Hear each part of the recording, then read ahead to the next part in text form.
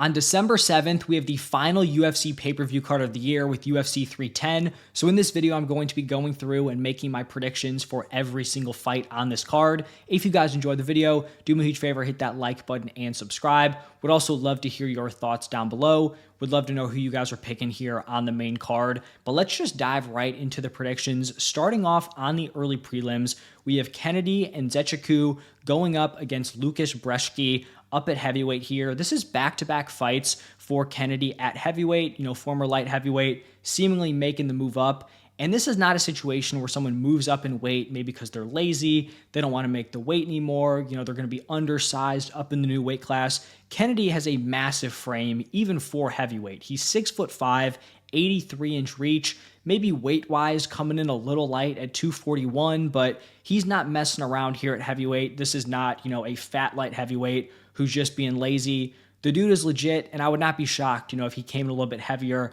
kind of filling into his frame at this point. His last fight up at heavyweight was a KO win over Chris Barnett. It really was not competitive. As someone who was kind of rooting for Chris Barnett, he's a fun fighter. It was a tough watch. He had no success. Kennedy was just picking at him from the outside. I think Barnett ended up hurting himself in that fight, but he was not going to get the win there. Kennedy and Nzechukwu, had it on lock. On the other side here with Lukasz Brzeski, he is 1-4 in the UFC. His last fight was a KO loss to Mick Parkin. Actually, coming in his last fight, he was 235. So for the heavyweight division, he is very light and is actually going to be undersized compared to, the former light heavyweight here in Nzechukwu. The one thing about Lukasz Brzeski is he is, somewhat of a solid striker, can keep a pretty decent pace at heavyweight. I just have a tough time seeing Kennedy lose this fight. At times, he can be a little bit tentative, has the ability to get finished, but I do think way more often than not, he wins this matchup. I'm going to go with Kennedy round 2 KO. Now, moving over to Clay Guida taking on Chase Hooper. Honestly, on paper, this seems like pretty much a nightmare matchup for Guida. Clay Guida wants to push the pace. He wants to mix in his wrestling. He, ranks very highly in terms of all-time control time. He's third in UFC history. He is fourth in all-time takedowns. So clearly accomplished in those areas, but obviously he's getting up there in age. He has lost back-to-back fights. His last win was a decision in 2022. These guys have actually faced off in a grappling match back in 2022. Chase Hooper won that one via calf slicer. Hooper's kind of on a roll here. 3 wins in a row, back-to-back submission wins over Slava Claus and Jordan Levitt. That Jordan Levitt submission win, pretty solid. Someone who has pretty good ground game. He ends up getting the submission over him. I will say Chase Hooper's striking is still raw, still fairly young here in his UFC career. Has been in the UFC for a little while, but he came in at a super young age. But he actually picked up his first knockdown in that fight against Slava Claus. He truly has elite control grappling, has a really nice submission game. He is actually 10th amongst active fighters in terms of submission attempts per 15 minutes, so he's active on the ground. I think in this matchup, Guida's path to victory is keeping this on the feet and just trying to outstrike Chase Hooper, trying to put a pace on him, put together a lot of volume on the feet. I just have a tough time seeing Chase Hooper not finding grappling success, whether that's him initiating his own takedowns or him, taking advantage of Clay Guida's shots. I think Guida's going to have to fight a super disciplined game plan, and I'm just not sure if he's going to do that. And I think he might just be confident enough in his own grappling that he will engage there, and I just don't think that's smart. He's actually been subbed 11 times. My prediction here is Chase Hooper with a round 1 submission. Now, looking at the Michael Chiesa-Max Griffin matchup, this is honestly a pretty tough fight to gauge here. Both guys have looked kind of flat as of late. Chiesa hasn't had the best run over the last 4. He's lost 3 of his last 4 fights, but against really strong competition. Vicente Luque, right before he, kind of started to fall off. You have a loss to Sean Brady, who, very impressive grappler. And then Kevin Holland, who is going to be competitive at 170 or 185.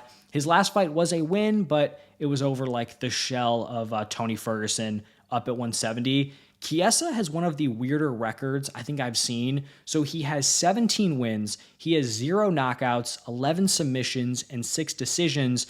But then when you look at his losses, he's only been knocked out once, and it was due to a doctor stoppage from a cut. He has lost only 1 decision, but he has been subbed 5 times. So typically when you see someone who, is a great grappler, they have a great submission game, they are in turn not losing by getting subbed. That's just not the case here for Michael Chiesa. When you look at Max Griffin, he's 8-8 in the UFC. He's been in some close fights, but he kind of just struggles to pull away. 3 of his last 4 fights have been split decisions. The 4th was a clear decision loss to Michael Morales. He's been pretty durable throughout his career, has only been knocked out once, has actually not been submitted. I think this fight has like close decision, potential split decision written all over it. I don't know if these guys are going to find a finish. Could Max Griffin get a KO on the feet? Sure. Could Michael Chiesa find a submission? Sure. But I feel like this is probably going to be a back and forth fight where Max Griffin's winning the exchanges on the feet. Chiesa finds some success in the grappling, and you're like having to weigh, the work on the feet compared to Chiesa's control time, his ground and pound, his submission attempts. I slightly lean towards a Michael Chiesa decision win, but very, very close. Don't have like a super strong take on this matchup. Now, moving down to the flyweight division, we have Cody Durden taking on Joshua Van. I think this is a really fun matchup between these two. Cody Durden is 6-4-1 in the UFC. He pushes a really high pace, mixes things up very well, solid wrestler, has a nice submission game, but also, can put in a little bit of work on the feet. Joshua Van is 4-0 in the UFC, had a nice bounce back win at UFC 306. I believe that was the Sphere card with a win over Edgar Chairez. He was coming off his first UFC loss, getting knocked out by Charles Johnson, came back like really quickly, kind of concerningly quickly from that KO loss, but looked pretty good in that Edgar Chairez win. He fights at a high pace, just like Cody Durden. Really fun striker. Definitely someone who'd prefer to keep it standing, but is definitely not a complete zero when it comes to the ground game. In my opinion, the biggest, factor in this fight is going to be how much success can Cody Durden have with his wrestling. If he can actually rack up some control time, kind of wear on Joshua Van, I definitely think that could help him pick up the W here. I think this is going to be a very competitive fight, but I do lean Van either by decision or a late finish. I could see like a round 3 knockout, but I do think Van gets this one done. Now we're going to have Chris Weidman taking on Eryk Anders. This one is rebooked from UFC 309. I believe Anders had like a fight day pullout, was sick. We get this one at a catchweight. Both these guys have kind of had mixed results as of late. For Eryk Anders, he is 2-3 in his last 500 UFC record at 8-8. He's really just kind of struggled to get over the hump against top 20 to 25 competition at middleweight. His recent wins are against Jamie Pickett, Kyle Dawkins, Darren Stewart. I don't think any of those 3 are still in the UFC. So he's picked up some wins, but none of these guys are like world beaters. He's not really getting these super impressive wins. He's kind of just, beating the bottom tier of this weight class. Chris Weidman is obviously very far away from his prime, but I'd say he looked pretty decent in the Bruno Silva fight, even, with the whole eye poke situation when he was not poking him in the eye. I think he looked pretty solid. His chin has also held up in 3 straight decisions, so that was obviously a concern, once he lost the belt. Seemed to be a little bit chinny. That hasn't been the case. Obviously, he's fighting lower levels of competition, but the chin has held up. Anders does like to use his wrestling to kind of bank rounds. I don't really see him having a ton of success in that realm. Only 3 guys have been able to take down Chris Weidman multiple times in the UFC. 2 of those were Yoel Romero and Luke Rockhold. Obviously, just like different planets from Eryk Anders. And then the other guy here, maybe like the outlier, is Omari Akhmedov. But even though I think he landed 4 takedowns, he barely racked up like a minute and a half of control time. So even if he was landing the takedowns, was not able to hold Chris Weidman down. I think Weidman wins this one by decision. Anders has been very durable, only 1 knockout loss in his career. I would not be shocked if Eryk Anders pulled it out. Chris Weidman obviously coming off the leg break, well out of his prime, but I do just give Chris Weidman the slight edge here in this fight. Now, we have an absolute banger up next here with Randy Brown taking on Bryan Battle. This is awesome matchmaking here. Great striker versus striker matchup. Starting off here with Bryan Battle, he is 6-1 in the UFC, 3 knockouts, 2 submissions, has a really nice gas tank, volume puncher, but also has the ability to go out and just starch his opponents. He has 2 wins under 45 seconds in the UFC, both of those by knockout. Also has a pretty nice submission game. I think as of late, He's more known for his striking, his knockout ability, but he actually has more career subs than knockouts. On the other side with Randy Brown, he is a legit test for Bryan Battle, a real step up in competition. He has won 7 of his last 8 fights. He has a huge frame for 170. Bryan Battle, someone who has a long reach, is pretty big for 170. Randy Brown is going to be bigger, 6'3", 78-inch reach. I mean, that is an insane frame at welterweight. My concern here in this matchup for Randy Brown is I think he probably has to knock out, or at the very least, like hurt Bryan Battle at least once in this fight.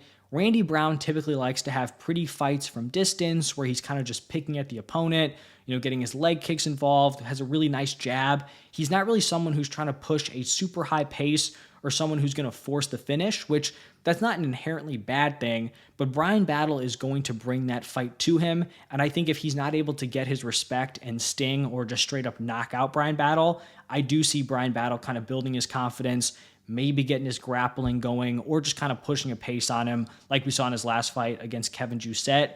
So I do think Randy Brown is live for a knockout, especially if Battle, comes in reckless, pushing that pace, but I do lean towards a Bryan Battle decision win. Now, a fight that at the time that I'm recording this is kind of buried on the prelims, shockingly. It is Movsar Evloev taking on Aljamain Sterling. This should be a fight on the main card. Like, I don't care what you say about, these guys' styles. Are they the most entertaining guys in the world? This is a very, very high-level fight, has real title implications at 145. This fight should not be on the prelims. Hopefully, by the time you guys are listening to this, this is now a main card fight, but when I'm recording this, it is not currently on the main card. I think this is a very interesting matchup. This is really like the first big test for Aljo up at 145. Had the win over Kattar. Kattar didn't look great. Movsar is, a real dude in this weight class, is going to be towards the top for the foreseeable future. Both these guys are very capable grapplers, but have pretty different styles. Aljo is elite at getting to the back. He's elite at racking up that control time, and I do think he's more of a submission threat than Movsar. Movsar is way more about top control, not someone who's going to put in a ton of effort to finish, but I do think his ground and pound has been much improved over his last few fights. In the Diego Lopez fight, even though, he was fending off some close submission attempts, he did land some really nice ground and pound in that fight on Diego Lopez. I would not be surprised if this is like that grappler versus grappler matchup where they kind of nullify each other. They're not able to take each other down, and then it just turns into a straight up stand-up battle. In my opinion, the biggest difference between these two is the striking. I think Movsar is just so much more capable on the feet. He is not as reliant on control time, where he can try to initiate his wrestling, his grappling, and if he can't land the takedowns or, they're too difficult, he can just go out there and stand and bang, and I think, he has a decent shot of winning the fight. Aljo, I think, is just way more reliant on him getting that control time. I'm not saying he can't win fights on the feet. He's got, a very unique style, throws a lot out there, but in just a straight up, stand-up for stand-up fight, I would have to definitely favor Movsar in this matchup. I mean, he hurt Arnold Allen and Dan Ige on the feet. I know he's not, finishing fights in the UFC, but as someone who has the grappling pedigree that he does, while also being able to hurt real strikers in the top 15, I just don't think Aljo is the same threat on the feet. So I'm going to go with Movsar by decision. I think Aljo, even if he's not getting the grappling going, I think he's durable enough, has decent enough, movement on the feet to, avoid the huge shots. Movsar has not proven himself to be a finisher, so I'm going to go with him by decision. I do just think it's going to come down to that striking, and I think Movsar does have the edge there. In this next matchup, we have a replacement for Nick Diaz with Vicente Luque taking on Themba Gorimbo. I guess, unfortunate we're not getting to fight Nick. Maybe fortunately, if he was going to come in not in the best condition. I do think this is an interesting spot here for Luque. This does seem like kind of a crossroads fight. He's only 32 years old, which in MMA terms, is typically the age where you're entering your prime, in your prime, but ages work very differently for different fighters in MMA. Luque at 32 kind of seems like he might already be on the decline. He has lost 3 of his last 4. His only win was against an old RDA, and it was a gross 5-round clinch fight. Could have potentially gone either way. Not an entertaining fight, not something that you can get excited about. He looked really bad in his last loss against Joaquin Buckley. Pretty much just accepted a ground and pound TKO. It was not a good look. I'm pretty sure after that Jeff Neal fight, he had some sort of like brain bleed issue, which is obviously very concerning. On the other side here for Themba Gorimbo, even though he's older at 33 years old, he is much younger in his career and seems to be a lot hungrier at this point. He is 4-1 in the UFC, 4 straight wins. He has 15 total takedowns in his 3 decision wins, and he is great at racking up control time. In those 3 decision wins, he has racked up 9 minutes and 14 seconds, 10 minutes and 13 seconds, and 11 minutes and 15 seconds of control time. Now, I guess a critique would be, maybe he could do more with that, look for more submissions, land some more ground and pound. But so far, he has been very good at just riding it out, maintaining those positions, and picking up the wins, which, is the most important thing. This is a big step up in competition for Themba Gorimbo, but I do think these guys are just in different stages of their career. Really, like the last Luque fight, it does loom large here with him just pretty much being like, I'm good, just get me out of here, let him finish me. Like, it was just, a tough look. I have to side with Themba Gorimbo here. Gonna go with him by decision. Now we're gonna move over to the light heavyweight division where we have like these ranked veterans and Anthony Smith taking on Dominick Reyes. For Anthony Smith, he has looked pretty flat in his recent fights. He has lost 4 of his last 6. One of those 2 wins was a quick submission win over Vitor Petrino. Not going to say it was fluky because it was a great, submission win. He, locked up that guillotine very effectively. But I think if that fight takes place 10 times, I don't think he's winning more than like 3 or 4 of them. The other fight or the other win was a close decision, split decision win over Ryan Spann. Fairly controversial. I think most people thought Ryan Spann had did enough. His most recent fight with Dolidze moving up to 205 was pretty underwhelming. Roman Dolidze, not someone who's like, a top tier middleweight. The fact that he was able to go up on short notice and beat Anthony Smith, not a good look. On the other side here for Dominick Reyes, he finally got back in the win column this year, had a KO win over Dustin Jacoby in June. That was his first official W, saying official because I do think he beat John Jones, his first official W since 2019. The interesting thing about Dominick Reyes is that even in his losses, he hasn't necessarily looked bad. It's just that the durability has not been there, right? You had the John Jones loss, did not get knocked out. I thought he won that fight. Jan Blachowicz, he gets knocked out. I mean, there's no shame in getting shinned by Jan, especially at that point.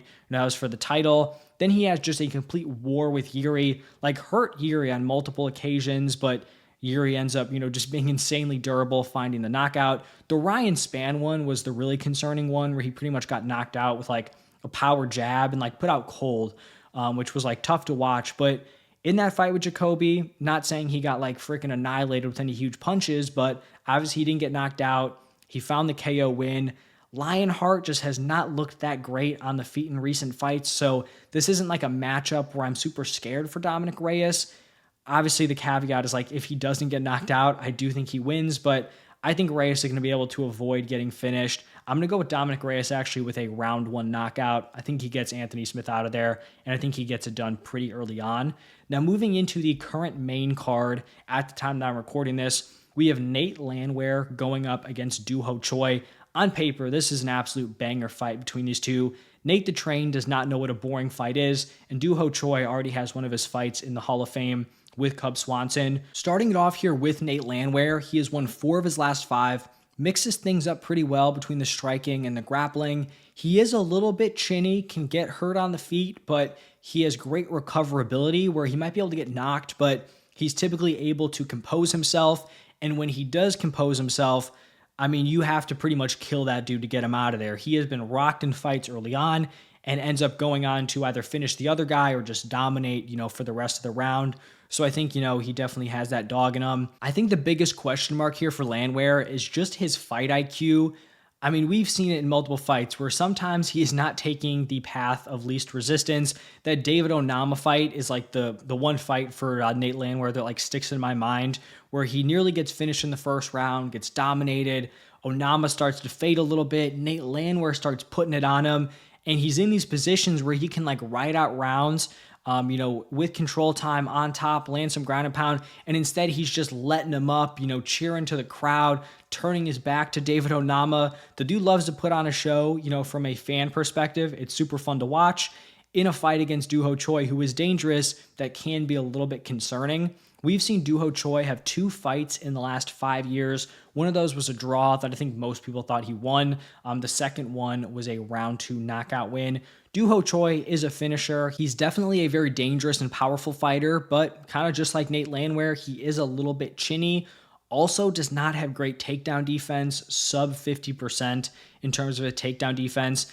I think it's totally possible that Doo-Ho Choi goes out and like sparks Nate Landwehr. He is always live to just get nuked in the first round. We've seen him get finished in the first. We've seen him get hurt, and be able to come back in the first round. You can get to him. You can get to his chin in the first round, but I do think he has the tools to win this fight more often than not. I would like to see him go to the grappling early. I think that's the path of least resistance. But like I said, there's no guarantee he does that. My prediction for this fight is going to be Nate Landwehr, round 2 knockout. I could really see him catching him on the feet or with ground and pound. Think he could be live for a submission if he's really able to get his grappling going. But I think if these two are going to war, I'm going to bet on Nate Landwehr. Both these guys can hurt each other. Both these guys have been hurt. But I think Nate Landwehr has, a better track record of getting in these firefights and actually pulling out the W. Doo-Ho Choi can get into them. He's not necessarily winning the majority of them. Now, continuing on with the main card, the fight that definitely should not be on the main card, even though it is interesting stylistically, is Bryce Mitchell taking on Kron Gracie.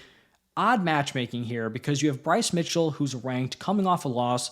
Makes sense for him to fight back in the rankings. It does not make sense for him to be fighting Kron Gracie, who is unranked and coming off a loss.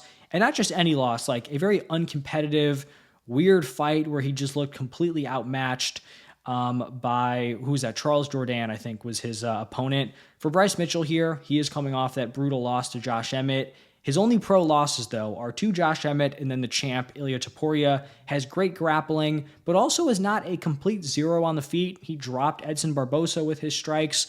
Obviously, the striking is typically used to set up his ground game, but it's not like he is a Kron Gracie level striker where it's jiu-jitsu or bust. He is somewhat well-rounded.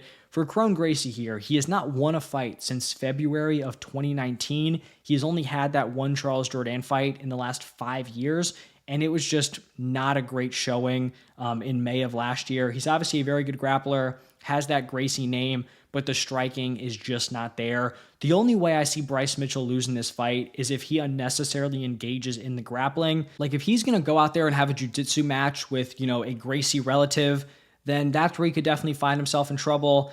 If he just keeps this on the feet, avoids going to the ground, I think he can pick up a very easy decision win. Now moving over to the clear top 3 fights, we're going to go to the heavyweights here with Ciryl Gane taking on Alexandre Volkov.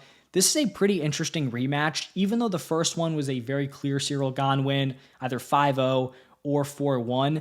I think Volkov has made some real improvements, since that fight. And I think since that matchup, Gane has also looked a lot more human, maybe has some more apparent weaknesses than what he had in that first Volkov matchup. Ciryl Gane has shown some real holes in his grappling in the Francis Ngannou and the John Jones losses. Meanwhile, Volkov has shown some improvements in his ground game. We saw it against Tuivasa, landing a takedown, getting a submission when I think it was an Ezekiel choke. He also, I think, has better maximized his frame in some of his recent wins.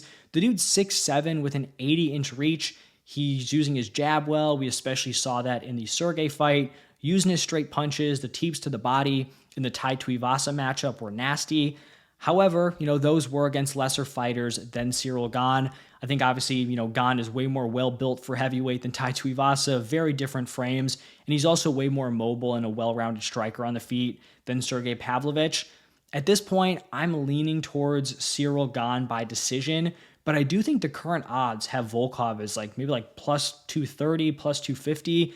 I think that is disrespectful to Volkov. I think if he can try to engage in the grappling a little bit, try to get his wrestling going, I think that would definitely benefit him in this fight. Like I said, I do still lean to Gane, but I think it's a closer fight than maybe the odds are saying here. Now, looking at the co-main event, we have Shavkat Rakhmonov taking on Ian Machado Garry. I would have loved to see Shavkat fight for the belt, but if we're not getting that fight versus Bilal, this is still a very fun matchup. Seemed like it was inevitable these guys would face off. Shavkat's 18-0, Ian Garry's 15-0, former training partners. A lot of things to like about this fight. I don't think it's impossible for Ian Garry to win. I think a lot of people out there think Shavkat is just going to run through him.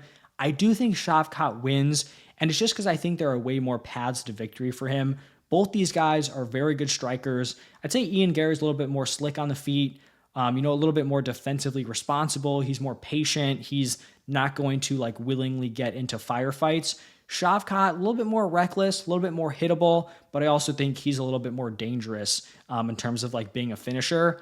I think the clear difference between these two is the grappling. Shavkat just holds such an extreme advantage in that realm. 10 of his 18 wins are by submission. For Garry to win this fight, like I said, I don't think it's impossible, but I think he's either going to have to, catch Shavkat early, pretty much spark him out, or I think he's just going to have to fight like the perfect fight, completely negate the grappling, and, just like piece him up on the feet or just like outpoint him to win a close decision. I just don't see that happening. Is it possible? Sure. I think Shavkat's going to have some success on the feet. I think he's going to be able to get this fight to the ground, and I think he is going to find the submission win. Maybe like round 3, 4, 5. Could definitely see him getting it done in the championship rounds. And then we are here at the main event. Alexandre Pantoja taking on Kai Asakura. We are getting the rare debuting title shot here for Kai Asakura. If you guys are not super familiar with him, the dude's legit, coming over from Ryzen. He's a finisher, 13 KOs, 3 subs in 21 wins. Has some high-quality wins over Kyoji Horiguchi, Manel Kape, who you know from the UFC. Kyoji Horiguchi also was in the UFC, but has done work in Ryzen and in Bellator. And then Juan Archuleta, who I believe was a former Bellator champion. One key point that I do want to make here is that Kai Asakura has not been fighting at flyweight. He is coming over as a bantamweight and is getting a title shot at flyweight in his first fight. The last time he fought at 125 was back in 2017, and he actually got knocked out in that fight against the dude with a 500 record. So something to point out where maybe he felt like the chin wasn't holding up at flyweight, was cutting too much weight, and that was like 8 years ago. So I don't think that is irrelevant for this matchup. I'm not saying he's not going to make the weight, but I do think maybe he's not fighting at 100% of his ability, having to cut down to that weight. I think he definitely has the upside to knock out Pantoja. Like I said, he's a finisher, super powerful dude, super explosive, but I just have a really tough time picking against the champ. 6 straight wins, 3 title wins. His grappling has been ultra effective in his last 5 fights. Leading up to his title shot, he had submission wins over Brandon Royval and Alex Perez. And then in his 3 title fights, he has racked up 23 total takedowns, has had a ton of control time. He has a great chin, only been dropped once in the UFC, and it was against Davison Figueiredo, who we all know, just has different power for the flyweight division. So I'm going to go with Pantoja by decision. I hope it's a fun fight. I think Kai Asakura is definitely a super fun addition to this roster. If he comes in and takes the belt, that would just, really light a spark here for the flyweights, but I just have a tough time picking against Pantoja. Like I said, I don't think Kai Asakura has no shot. I think he could finish Pantoja, but with the level of competition Pantoja's gone up against, the success he's had, the way his grappling has just been so effective. The dude on scrambles is just really unbelievable. You think guys have gotten away from him, and he still manages, to get a strong position. I have to side with him. And that's going to wrap it up for my full card UFC 310 predictions. Let me know your thoughts. Do you agree? Do you disagree with me? Let me know who you're picking down below. But thank you all for stopping by, and I will see you in the next one.